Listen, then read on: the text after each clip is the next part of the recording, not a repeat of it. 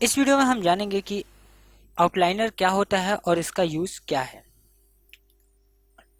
देखिए, पिछले वीडियो में जब मैं यूज़र इंटरफेस के बारे में बता रहा था तो मैंने बताया था कि राइट साइड में आप जब देखते हैं यूज़र इंटरफेस के तो आपको टॉप में एक आउटलाइनर पैनल मिलता है जहाँ पे कई सारे चीज़ें होती हैं जो आपके व्यू पोर्ट में होती हैं, वही यहाँ पे लिखी हुई होती हैं। ठीक है। अ, इस चीज़ का क्या यूज़ है इस पैनल का, और ये क्यों बहुत ज़्यादा ही महत्वपूर्ण है हमारे 3D मॉडलिंग के लिए या हमारे एनिमेशन के लिए। सपोज कीजिए ये जो मैंने एक सीन बनाया हुआ है, ये एक शहर का सीन है और इस सीन में यहाँ पे मेरे पास एक कैमरा है, एक लाइट सोर्स है और 3 बिल्डिंग्स हैं। ठीक है। और ये तीनों बिल्डिंग्स हैं, इन तीनों बिल्डिंग्स को हम अपने नाम से, मतलब एक अपना नाम देना चाहते हैं, क्योंकि यहाँ पे क्या है, देखिए इसका नाम कौन लिखा हुआ है। ठीक है। इसका आइसोस्फीयर और ये क्यूब है। ठीक है।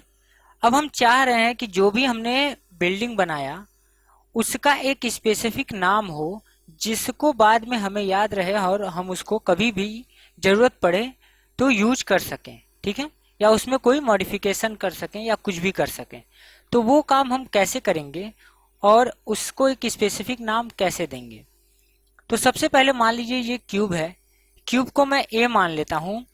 तो मैं इसको 2 बार क्लिक करके ए यहाँ पे टाइप करूंगा तो ये एक इसका नाम हो जाएगा, यानी ये रीनेम हो जाएगा। ठीक है। अब जब भी मुझे जरूरत पड़ेगा तो मैं इसको यूज कर सकता हूं। सपोज कीजिए ये है कोन, कोन को मैं बी मान लेता हूं और मैं इसे बी लिख देता हूं। ठीक है। मैंने आइसोस्फीयर को सेलेक्ट किया और आउटलाइनर में आकर 2 बार क्लिक करेंगे और इसको हम सी लिख देते हैं। ठीक है। तो यहाँ पे हम इस तरह इसको रीनेम कर सकते हैं। और आप अगर ध्यान से देखिए इस आउटलाइनर में तो आपको इस जितने भी ये मेश हैं इसके बगल में कुछ सिंबल्स भी आपको नजर आ रहे हैं। ठीक है। ये सिंबल्स क्या है ये हम समझने की कोशिश करते हैं। आप अगर देखिए तो ये जो क्यूब है या ये जो आइसोस्फीयर है या ये जो कोन है, इन सब के बगल में एक सिंबल बना हुआ है और वो सिंबल सेम है। सिंबल क्या है, 3 डॉट है और 3 पाई खींची हुई है। ठीक है। यानी कि लाइंस हैं।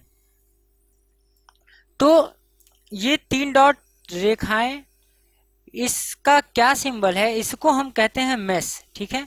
इसको हम मेश से समझते हैं। सपोज कीजिए आपने एक शहर बनाया है जिसमें आपने बहुत सारी बिल्डिंग बनाई है, कुछ पेड़ बनाए हैं, एक पार्क बनाया है। अब उस पार्क में, उस बिल्डिंग में आपने क्या क्या चीज यूज किया है, तो उसको समझने के लिए हमें, जैसे मान लीजिए हमने नाम चेंज कर दिया, अब हमारे साथ क्या प्रॉब्लम होगा अगर हमने नाम लिख दिया। सपोज कीजिए ये मेरे पास लाइट है, इसका भी नाम मैंने ए लिख दिया। ठीक है। अब ये भी ए हो गया और ये भी ए हो गया, तो हमें याद तो नहीं रहेगा। तो उस टाइम हम कैसे जानेंगे कि ये हम जो ए है वो किस चीज के लिए है। ठीक है। तो उसके लिए यहाँ पे एक सिंबल दिया हुआ है, जो ये सिंबल होता है वो मैश का सिंबल होता है। और जो लाइट का सिंबल है वहां पे आप देखें तो एक बल्ब बना हुआ है। ठीक है। और जो कैमरे का सिंबल है उस पे एक कैमरा बना हुआ है। तो इस सिंबल से आप पहचानेंगे कि ये एक स्पेसिफिक चीज को बता रहा है। जैसे क्या हमारा जो हमने जिस चीज को सर्च किया है वो कौन सा ऑब्जेक्ट है, क्या वो एक मेश है या फिर वो एक लाइट सोर्स है या फिर वो एक कैमरा है। ठीक है। अब सपोज कीजिए मैंने इस पूरे सीन को बना लिया और इस सीन में मुझे एक पार्क का सीन बनाना है और एक बहुत सारा शहर में बिल्डिंग्स हैं और बिल्डिंग के ठीक बगल में एक छोटा सा स्कूल है। ठीक है। चारों तरफ से बिल्डिंग है और उसी के ठीक बगल में एक छोटा सा स्कूल है, ये चीज हम समझते हैं। तो हमको अब क्या करना पड़ेगा, हर एक चीज को स्पेसिफिक कलेक्शंस में रखना होगा। ठीक है। तो जब हमको एक स्पेसिफिक कलेक्शन में रखना होगा तो हम क्या करेंगे, जैसे यहाँ पे देखिए अगर आप नोटिस करें तो ये मेन सीन है यानी सीन कलेक्शन है, उसके अंदर एक कलेक्शन पैनल है जिसमें ये सारा ऑब्जेक्ट है। इसमें कितने ऑब्जेक्ट हैं, 5 ऑब्जेक्ट। ये सारे ऑब्जेक्ट इस कलेक्शन में हैं, ठीक है। सपोज कीजिए ये मेरा मेन कलेक्शन है, मैं इसको नाम दे देता हूं मेन, ठीक है। ये मेरा मेन कलेक्शन है और मुझे एक नया कलेक्शन बनाना है जिसमें मैं अपने लाइट्स को रख सकूं, ठीक है। तो मैं क्या करूंगा, इसी पैनल के टॉप पे एकदम राइट कॉर्नर पे आप आएंगे तो आप देखेंगे यहाँ पे एक प्लस का सिंबल है और एक कलेक्शन बना हुआ है, ठीक है। इस पे हम क्लिक करेंगे तो एक नया कलेक्शन आ जाएगा इसी मेन के अंदर, ठीक है। अब इसी मेन के अंदर हम इसको 2 बार क्लिक करेंगे और लिखेंगे इसको लाइट्स एंड कैमरास, ठीक है, लाइट्स एंड कैमरास। अब हमको ये जो कलेक्शन है, सपोज कीजिए इसे हमको इस मेन कलेक्शन के अंदर नहीं चाहिए, ठीक है, ये हमें बाहर चाहिए। तो हम क्या करेंगे, तो बस इसको यहां से पकड़ के और ऊपर कर देंगे तो ये बाहर आ जाएगा। अब इसी के ठीक अंदर हमें कैमरा और लाइट चाहिए, तो इन दोनों को शिफ्ट दबा के सेलेक्ट करेंगे और इसके अंदर ड्रैग कर लेंगे, ठीक है। तो इस तरह आप अलग अलग कलेक्शन बना के अपनी सुविधा के अनुसार कर सकते हैं। सपोज कीजिए आप कोई ऑब्जेक्ट टच कर रहे हैं और यहाँ बहुत सारे ऑब्जेक्ट हैं, आप चाह रहे हैं कि मेरा एक स्पेसिफिक ऑब्जेक्ट टच ना हो, ठीक है। तो आप क्या करेंगे, जहां से हमने कलेक्शन बनाया है उसी के ठीक बगल में एक फिल्टर का ऑप्शन होता है, आप उसको क्लिक करेंगे और यहाँ पे सबसे ऊपर रिस्ट्रिक्शन टगल्स का ऑप्शन होता है। इसमें एक सेलेक्टेबिलिटी का ऑप्शन होता है जिसको हम ऑन कर देंगे और आप देखिए तो यहाँ पे एक एरो का या कर्सर का सिंबल आ गया है।